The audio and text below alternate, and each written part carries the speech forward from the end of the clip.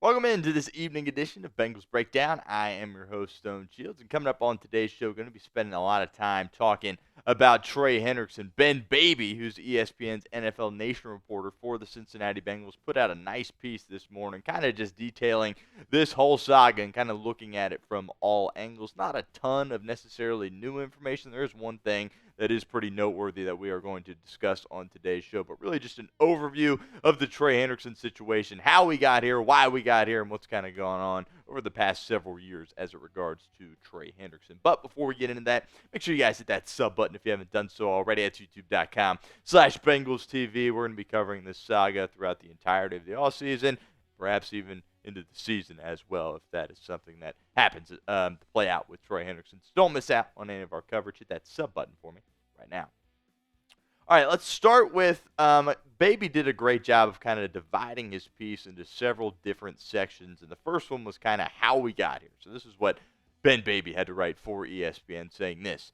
This year marks the third straight year Hendrickson has sought some sort of action on his contract. In 2023, he signed a one-year extension that included an $8 million signing bonus. 1 year later, he wanted to sign a long-term deal but was rebuffed. That prompted a trade request that went unanswered.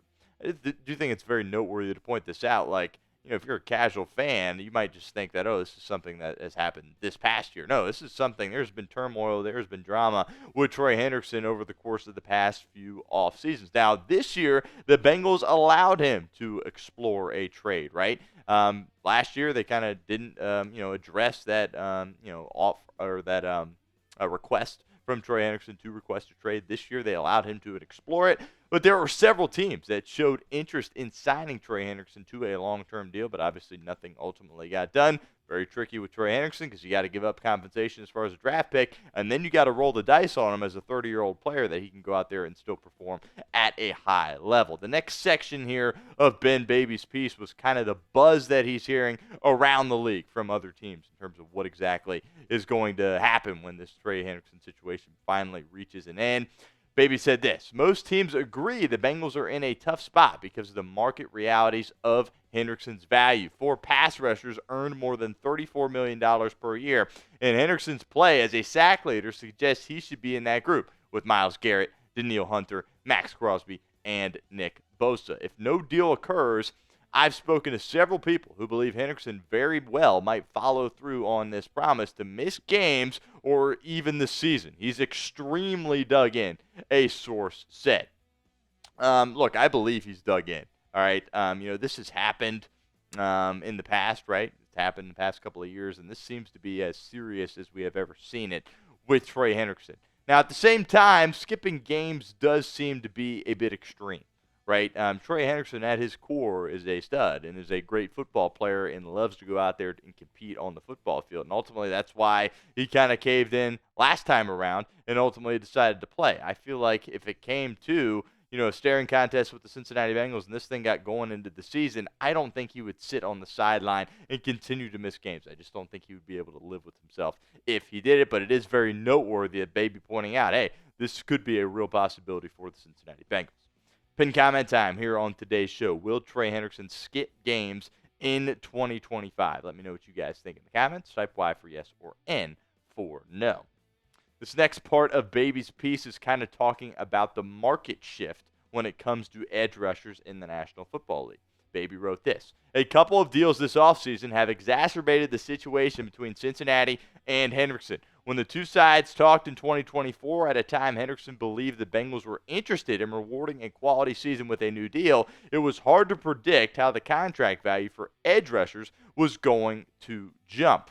Now, Danielle Hunter is getting paid $35.6 million from the Houston Texans, and it is my way of thinking that this alone is really the main issue that is causing holdup here, right? Because Danielle Hunter's a great player. He, too, is 30 years of age. He has had a lot of success in the National Football League, but last year he only had 12 sacks. Year before it was 16 and a half, right? Danielle Hunter's a great football player, but it's very clear to me, at least, that Trey Hendrickson is a better football player, and especially when it comes to getting the quarterback on the ground. And this is a guy that's the same age and was able to get a $35.6 million deal from the Houston Texans. Now, of note, that is just kind of a one-year thing when it comes to Danielle Hunter. Trey Hendrickson isn't really looking for that. He's looking for, that kind of money, but he wants it spread out over the course of a couple of years as well. We had a short that went out for you guys a couple of months ago when Danielle Hunter signed that deal, and we said, the Bengals just got really bad news, all right, because Trey Hendrickson's asking price skyrocketed after Danielle Hunter signed this deal. There's a lot of things holding this back. If I had to pinpoint one thing, I think it's that Danielle Hunter contract with the Houston Texans that is causing so many problems for Trey Hendrickson and the Cincinnati Bengals.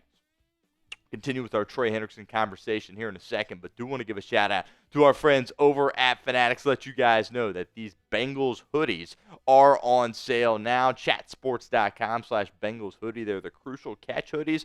The NFL's way to fight back against cancer. It's a really incredible initiative. You should support them. Go out, check some of these hoodies out over at Fanatics. They're on sale, too. I believe they're like $30 off what they typically were before they went on clearance. Great hoodies. Really recommend you guys go check them out. We'll put that link in the comment section and the description of today's show. Next part was could Cincinnati afford to pay Trey Hendrickson? As we've said here on the show for months, yes, they could. They can, right?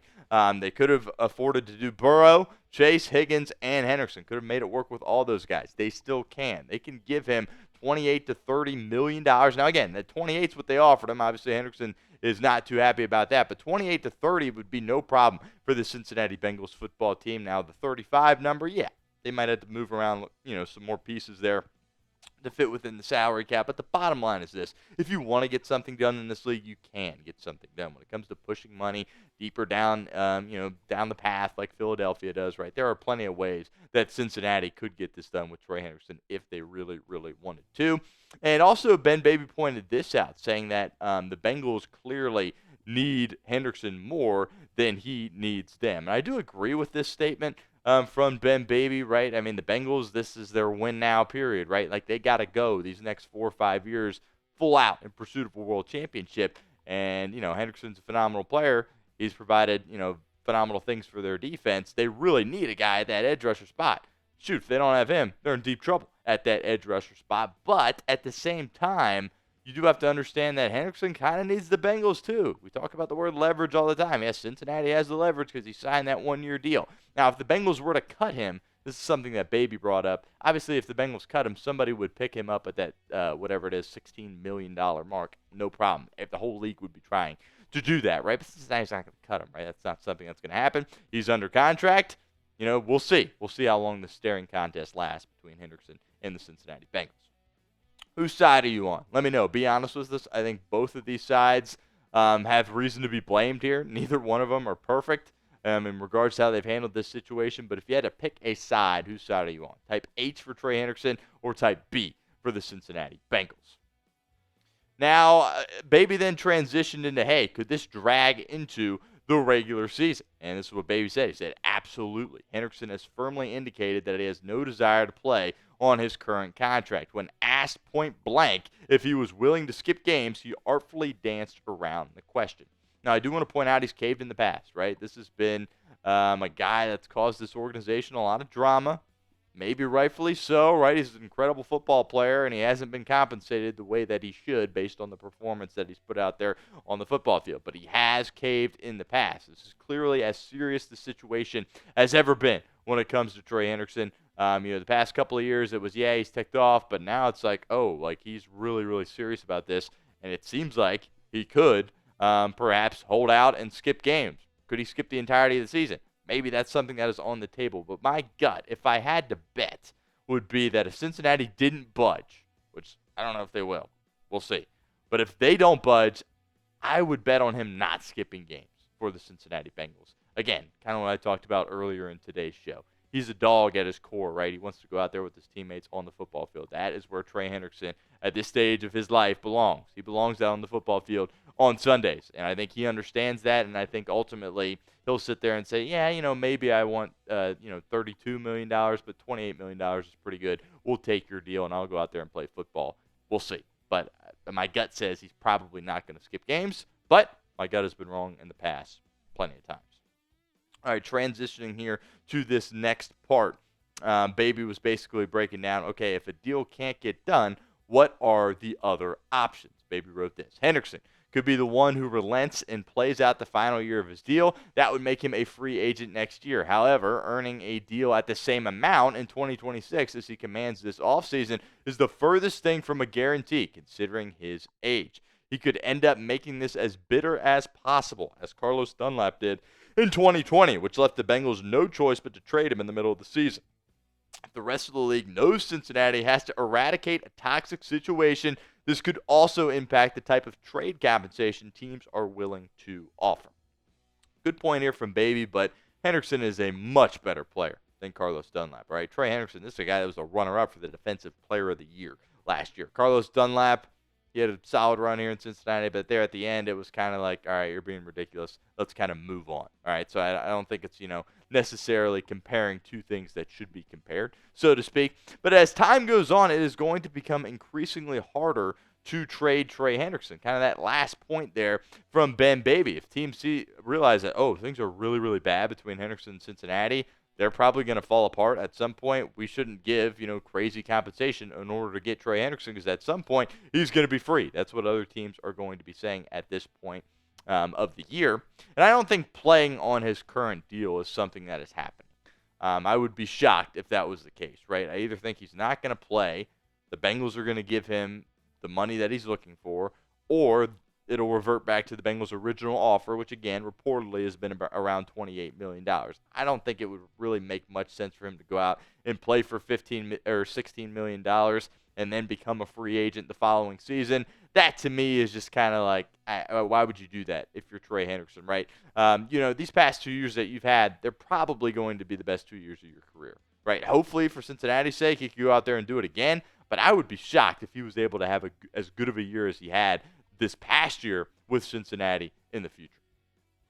Make sure you guys give me a follow over on Twitter at StoneShields_. All of our Bengals Breakdown content will be posted to my Twitter page. Help me out. Give me a follow